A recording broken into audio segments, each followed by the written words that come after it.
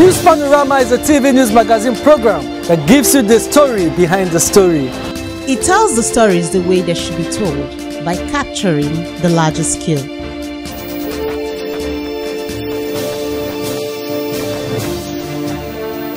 It deals with people's deep feelings on issues that, when brought to the fore, ultimately educates, informs and entertains.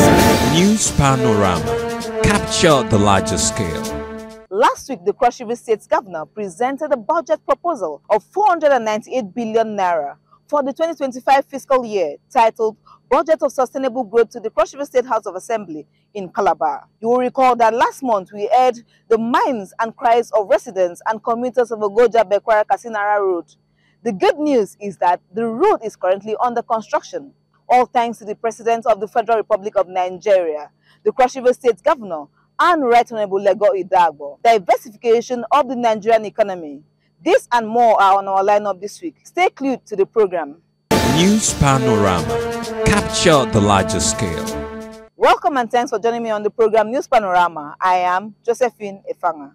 If you have just tuned in, you are watching News Panorama. 1999 Constitution as amended, the Governor, Senator Basedere, has laid the 2025 appropriation bill before the State House of Assembly. The budget proposes the sum of 498 billion naira to be funded by the IGL, federal allocation, amongst other sources. Our correspondent, Esina Wanaine, tells us more. The report. The 2025 budget, tagged Budget of Sustainable Growth, stands at 448 billion naira. A breakdown of the budget shows that infrastructure is allocated 100 billion naira, education has 81 billion naira, health 25 billion, tourism has 5 billion naira, and information 3 billion naira, among others. 66% of the budget is allocated to capital expenditure with the sum of 328 billion naira, while 34% goes to recurrent expenditure with 170 billion naira.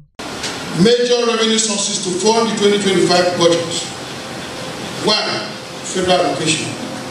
2. Grants from international organizations. 3.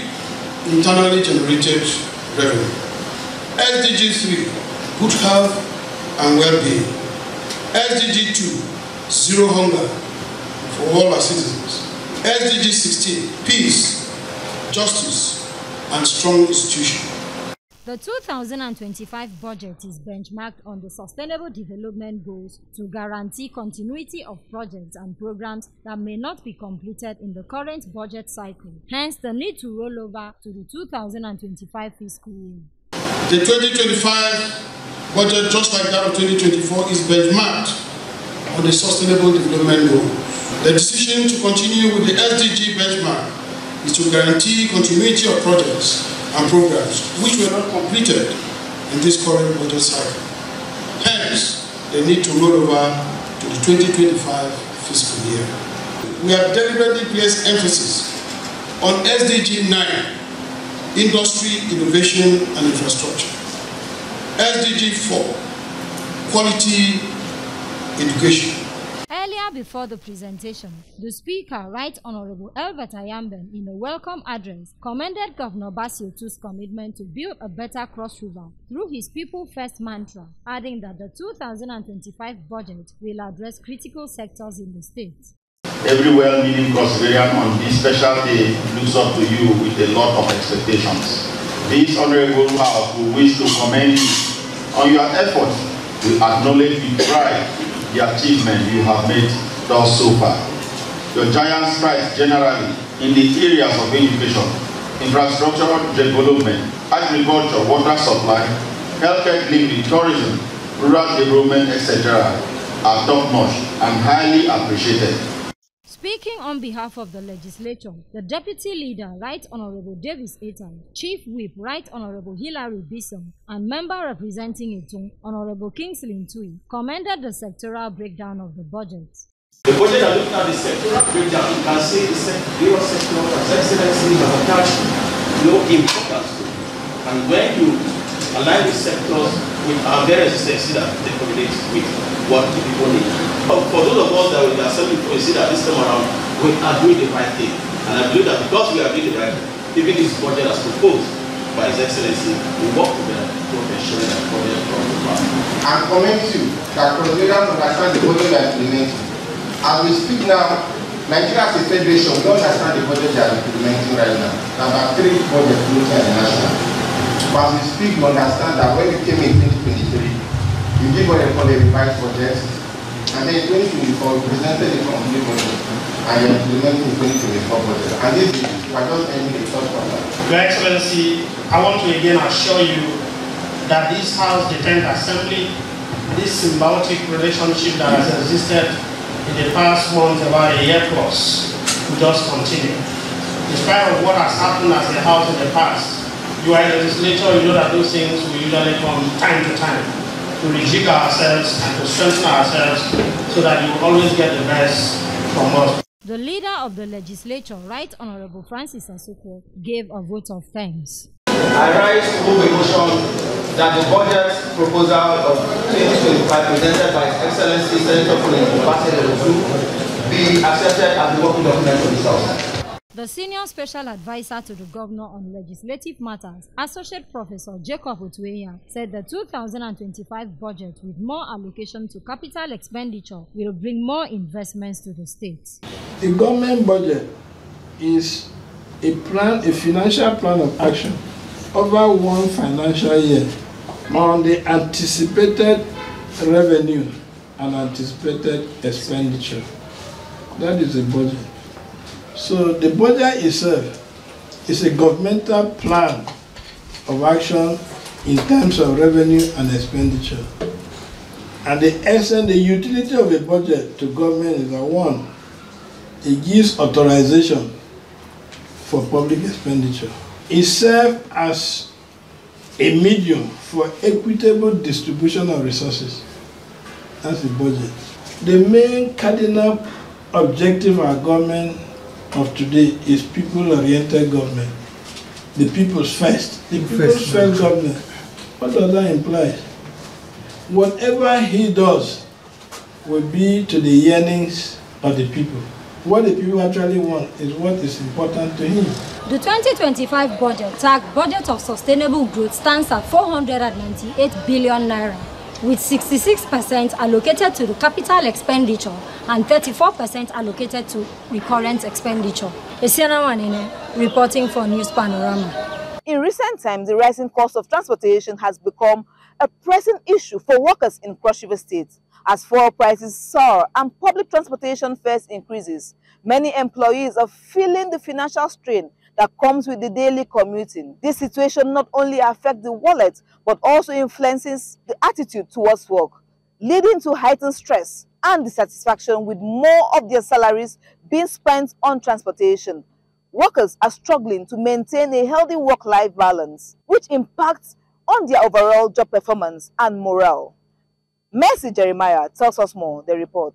In recent months, the escalating cost of transportation in Calabar has become a significant concern for local workers, leading to noticeable changes in their attitudes towards work. Commuting expenses have surged due to rising fuel prices and increased fares, placing a heavy financial burden on employees. Many are now grappling with the challenge of balancing their budgets, which has resulted in heightened stress and frustration. Workers have reported that the high cost of transportation is making it difficult to maintain a positive outlook on their jobs. They expressed feelings of being undervalued as their hard-earned wages are increasingly consumed by commuting costs, saying the financial strain has led to decreased motivation and productivity, with some employees even contemplating leaving their jobs for positions closer to home or with better transportation benefits. It is seriously biting us.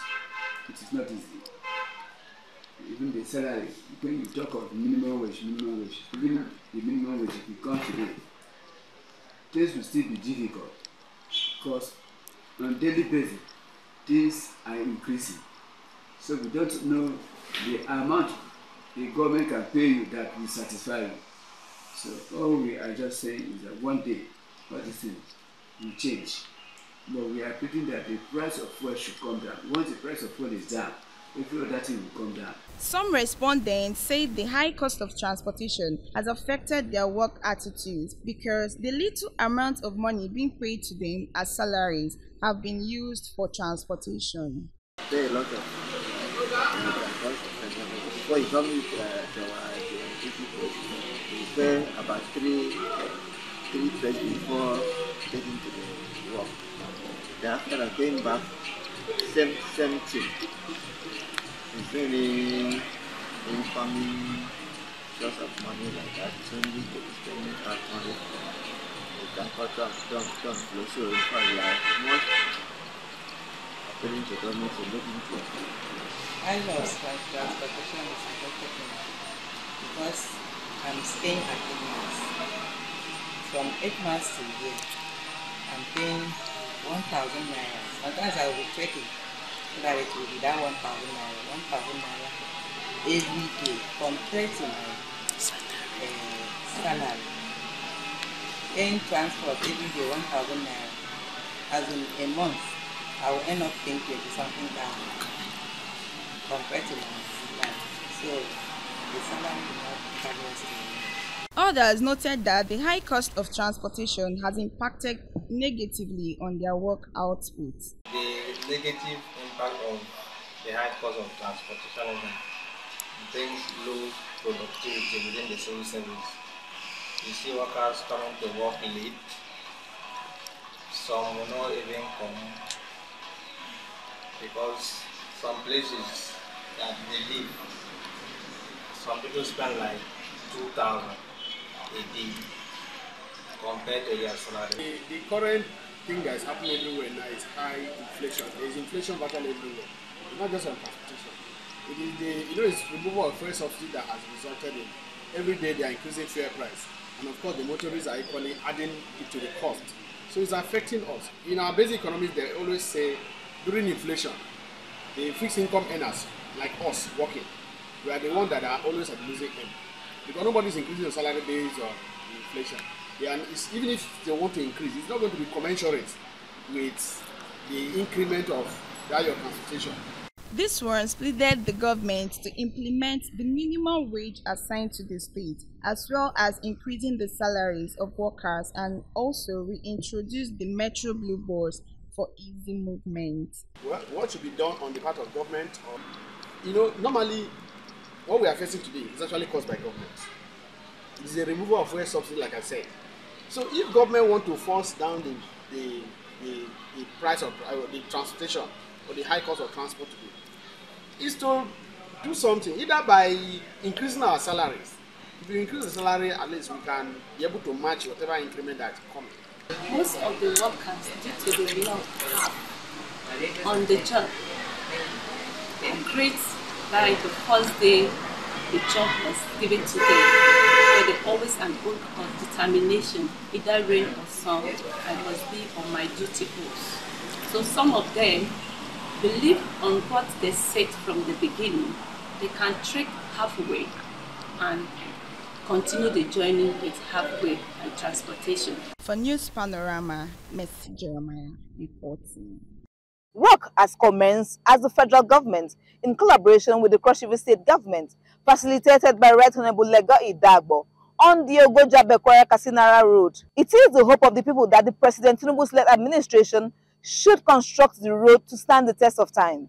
Our correspondent brings more details. The report. The importance of road cannot be overemphasized. A few months ago, reports were aired on the deplorable state of the Ogoja-Bekwarra-Katsinala road and how it has hampered economic activities and development of the area. In response to this, the federal government, in partnership with the state government and facilitated by Right Honorable Lega Idagbo, has commenced work on the bad portions of the roads. Vehicular movement has returned as heavy-duty trucks and other commercial vehicles and businesses have begun in the area. At the construction site, Right Honorable Lega Idagbo praised President Bola Ahmed Tinubu and Governor of Cross River State, Senator Bassey Derotu, for the swift action to handle the construction work on the road. He pleaded with the president that the construction work should be funded so that the contractor does not leave the site, since the road is the access way from the states to the northern Nigeria. If you recall, a few days ago, the people of this community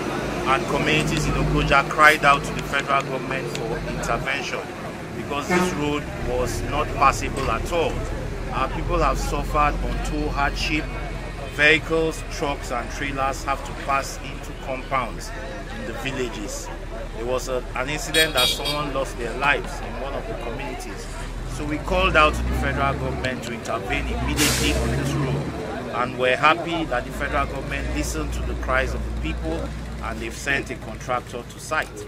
We want to use this opportunity to commend His Excellency, the Governor of Cross River State, because he put in a word, spoke to the Honorable Minister himself, and the contract was awarded to Sematec. We want to commend the Honorable Minister for being a listening minister and a responsive minister, that he listened to the cries of the people of Ogoja and Bekwarra communities and sent a contractor to site immediately. So without this road, you can imagine a situation where we had at some point in time hundreds to 200 trucks being stopped on this road, couldn't move for days. You know, a lot of commercial activities came to a halt because of how bad the road was. So once this road is done, it will serve not only the people of Cross River State, but the people of Nigeria. The chairman of Ogoja Local Government Council, Honorable Chris Agbe, said when the road is completed, it will boost the economy of the people of Ogoja and Bekwarra local government area and the entire northern part of the state. This road, as you can see, the economic activity that happens from between Calabar, Ebonyi, you know, to even Akwa Ibom. It's just this road that survives the economy of this state, between Akwa Ibom, Ebonyi, and Cross River. So this road is very important. It's just an access road. The contractor in charge of the project, Engineer Declan Agida, stated that the company is poised to deliver good services by ensuring that it constructs a quality road that will stand the test of time. They will expect a very good quality of job. By November ending, I think this section completed. This section completed on November. For CRBC News Panorama, Josephine A. Fanga reporting. Located in the heart of Odukwane local government area of the state, Isong Inyang community faces a dire crisis. The primary healthcare facility and primary school, once a beacon of hope, now stands as a stark reminder of systemic neglect. This report by Blessing Basi sheds more light on the devastating consequences of inaction and urges immediate intervention to rescue community from the brink of collapse. The report. Isong Inyang, a community in an opening local government area of Cross River State, a community that once had functional primary health care and schools, now serves as a sad reminder of neglect. The healthcare facility is empty with no life-saving medicines and equipment, and even face earth medication, resulting to residents traveling elsewhere for medical help and often spending more to receive healthcare services. Residents of this community are pleading for the state government to step in and provide the necessary equipment and medical staff. They believe this situation is not just a healthcare issue, it is a matter of survival.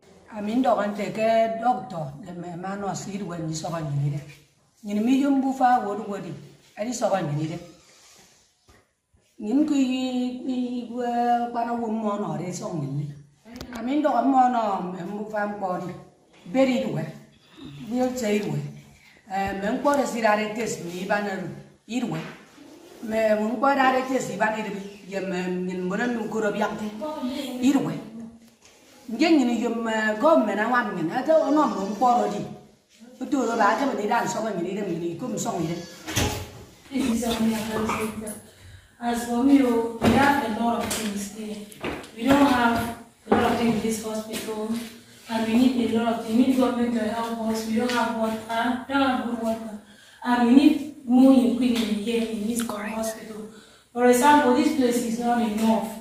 Like this thing that you see, we don't know how to use it. So we need government to give more people to bring us so many things here in this hospital so that we can use it. And you can see our frontage here, it's not clean. If people came here, they will not see a lot of things here, but we thank you for the government to give us so many things Meanwhile, the schools are now falling apart. There are broken chairs, roof, rusty blackboards, and not even outdated textbooks, raising serious concerns about the future of the next generation. This one questions the future of tomorrow's leaders if their education continues to suffer. To break this cycle of neglect, the state government needs to prioritize both health and educational sector in this area. Residents are also calling on the state and federal government for quick intervention on the renovation of health and education facilities and equipping both sectors as it is enjoyed by other communities. I would love for the government to come for an inspection,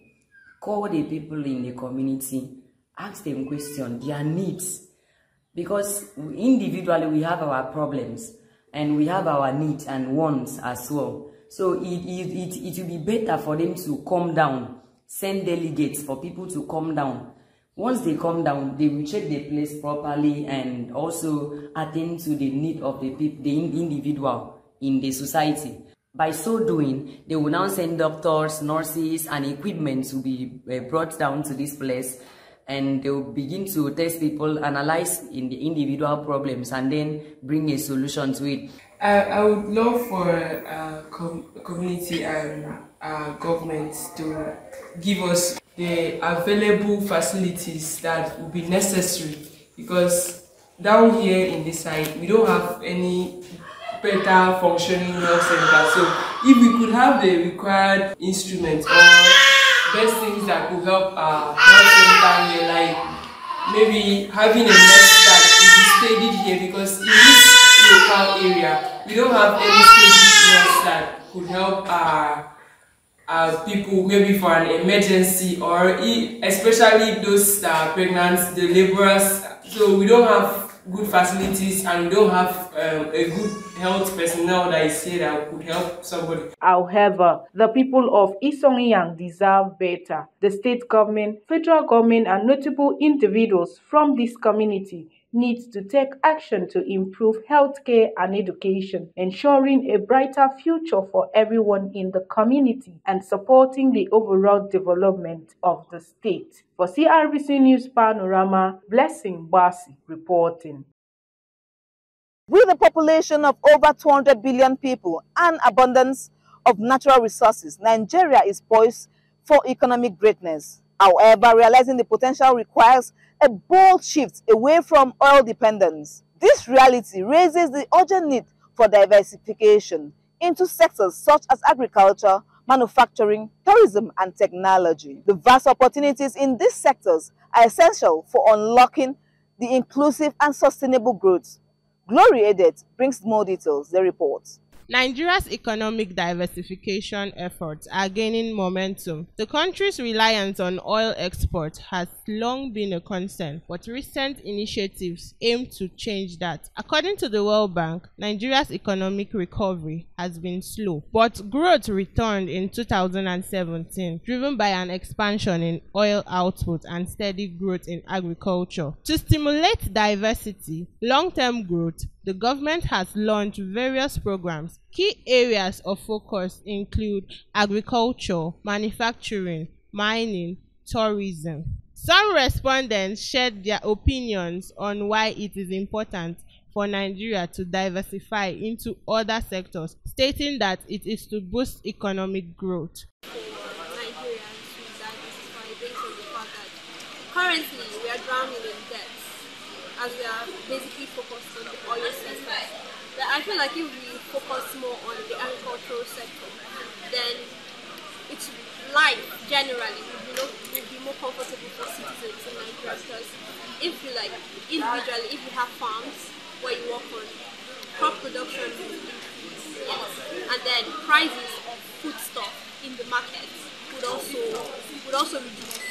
So this stuff, when they reduce like that, then the economy is not going to. I feel Nigeria should diversify the economy, and the reason being, when you just put all your eggs inside one basket, it's not very helpful. It's not very profitable. So I believe instead of just really focusing on, let's say they are focusing on just coal alone, and they expect that they will get massive profits. It's not working like that. So I believe that they should put their eggs into different baskets so that they can get, they can have different sources of income coming from different areas and different angles. Present diversification and the hardship in Nigeria, it is actually important for Nigeria to diverge to other sectors like agriculture, as this will help create more job opportunities, and also by going into agriculture, we have food rather than going outside to import common food products like rice, beans, and the rest. Others suggested Nigeria needs to key into agricultural sector. I think that Nigeria should also go into other production like gas production and not just depend on the oil producing states or depend on oil production. And it can even give job opportunities to young teenagers and experience as well. Should diversify into agriculture because through agricultural produce we can increase the economy of the country, and we can see that many people are going hungry these days because of lack of food supplies.